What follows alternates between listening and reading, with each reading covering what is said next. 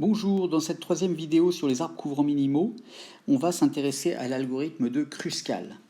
Donc, l'algorithme de Kruskal, c'est une autre déclinaison de l'algorithme générique qu'on avait déjà vu dans les vidéos précédentes. L'algorithme générique, il consiste à partir d'un ensemble A' vide et ensuite d'ajouter dans A' des arêtes qui sont compatibles avec la valeur courante de A'.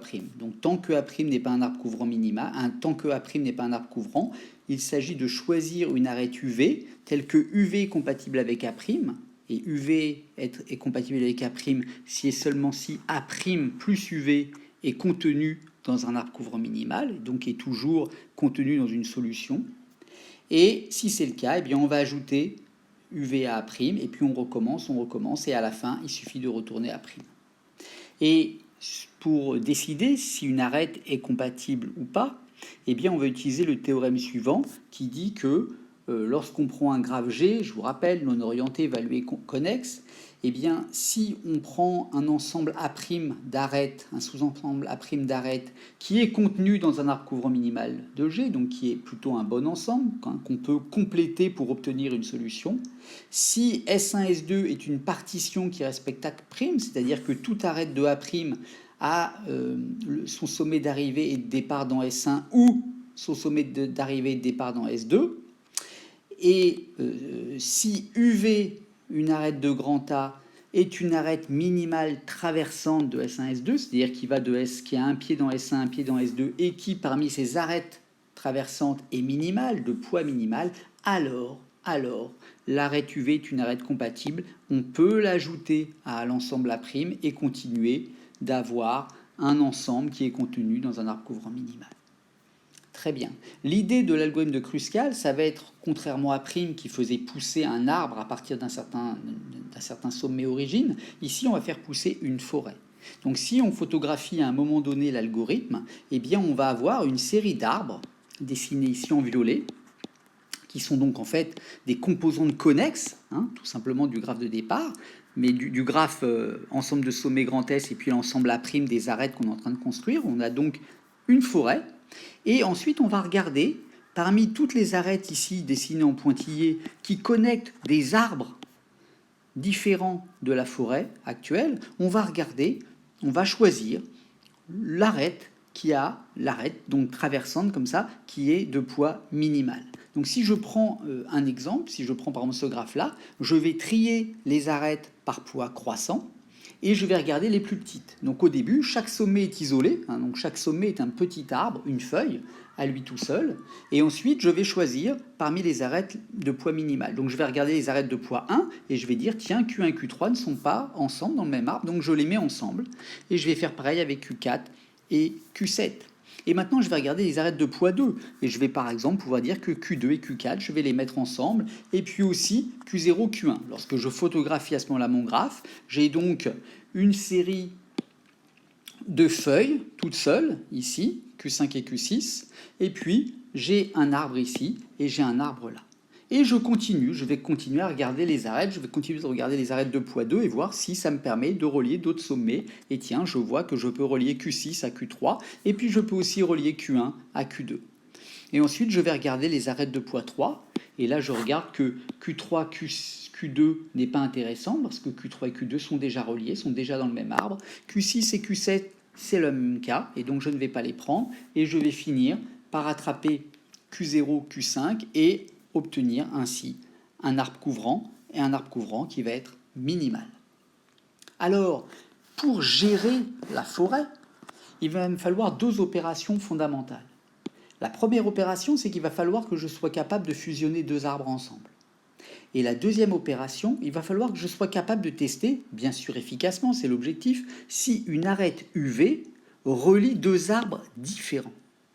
Et pour ça, je vais utiliser la technique suivante. Je vais dire que chaque arbre aura ce que je vais appeler un représentant unique. Et du coup, je vais aussi me débrouiller pour que chaque sommet puisse accéder facilement à son représentant, au représentant de son arbre. Et du coup, j'aurai un test assez efficace pour décider si UV relie deux arbres différents. Et en fait, ce test, ça va consister tout simplement à tester si le représentant associé au sommet petit u est différent du représentant associé au sommet petit v. Et donc ça va me donner l'algorithme de Kruskal. L'algorithme de Kruskal, il part donc d'un ensemble A' vide. Il va ensuite faire que chaque nœud va se retrouver un petit arbre. Donc je vais créer un ensemble, un singleton avec chaque sommet petit s. Ensuite, je vais, important, trier toutes les arêtes par poids W croissant. Et puis ensuite, je vais énumérer toutes mes arêtes dans l'ordre que j'ai fixé précédemment. Donc je vais commencer par regarder l'arête XY, les arêtes XY avec les poids minimaux, et puis etc., prendre des poids de plus en plus grands. Et à chaque fois que je vais considérer une arête, je vais regarder si le représentant associé à petit x est différent du représentant associé à petit y. Si c'est le cas, ça veut dire que x, y sont dans des arbres différents. Et auquel cas, je vais ajouter x, y à A', et aussi, bien sûr, fusionner x et y, c'est-à-dire fusionner les arbres qui contiennent x et qui contiennent y. Et ça me donne donc l'algorithme de Kruskal. Pourquoi est-ce que cet algorithme est correct? En fait, sa correction repose directement, découle directement du théorème qu'on a vu précédemment. Il s'agit juste de montrer que l'arête qu'on choisit, ici, l'arête XY, il faut juste montrer que l'arête XY est bien une arête compatible. Et pourquoi est-ce qu'elle est compatible? Eh bien, en fait, il suffit de se rappeler, de se donner une partition. Donc là, on va prendre comme partition l'arbre qui contient petit x, et S2, ça va être tous les autres sommets. Pardon, ça va être S2, ça va être tous les autres sommets à part S1. Et pourquoi est-ce que cette arête-là, XY, est compatible? Eh bien, elle est compatible parce que c'est une arête de poids minimal, puisque je vais bien énumérer les arêtes dans l'ordre du tri, donc je vais les prendre de plus en plus petits. Donc, lorsque j'examine XY, j'ai déjà regardé toutes les autres précédemment, et je les ai mises si jamais elles étaient intéressantes, et je les ai exclues si jamais elles me créaient des cycles. Donc, XY, c'est bien une arête traversante. Elle va bien traverser par définition, donc ça je vais avoir S1, ça va être appartenir à S2. Je vais donc avoir bien une arête traversante, elle va bien être de poids min, et donc je sais que l'arête XY va être une arête compatible. La complexité de cet algorithme, on a donc une partie facile à établir, c'est celle qui concerne le tri des arêtes. On sait qu'on peut faire le tri en grand O de A fois log de A. Et ensuite, il faut que j'examine toutes les opérations sur les arbres. Donc pour ça, je peux noter tout de suite que je vais avoir S-1 appel à l'opération fusion. Et je vais avoir au plus 2 fois nombre d'arêtes appel à l'opération chercher le représentant d'un certain sommet. Et alors, le coût de ces opérations, si je me débrouille bien, je peux en fait avoir quelque chose de très efficace.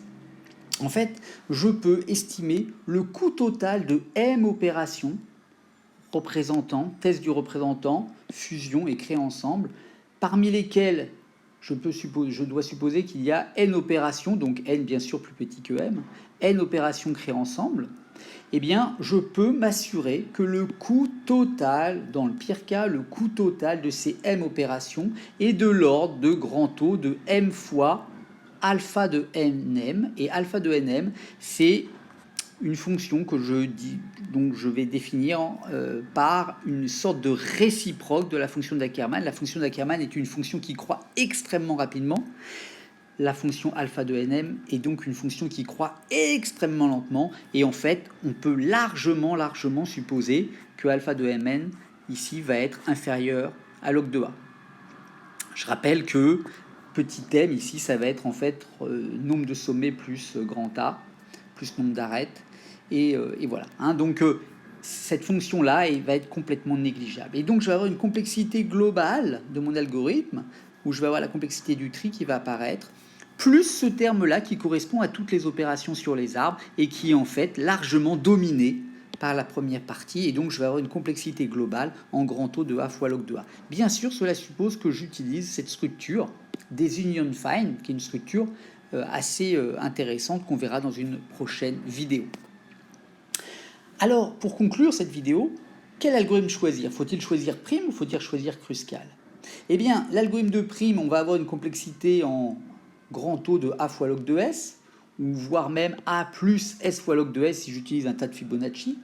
Et l'algorithme de Kruskal va avoir une complexité en grand taux de A fois log de A. Et en fait, prime va être à privilégier si le graphe contient beaucoup d'arêtes.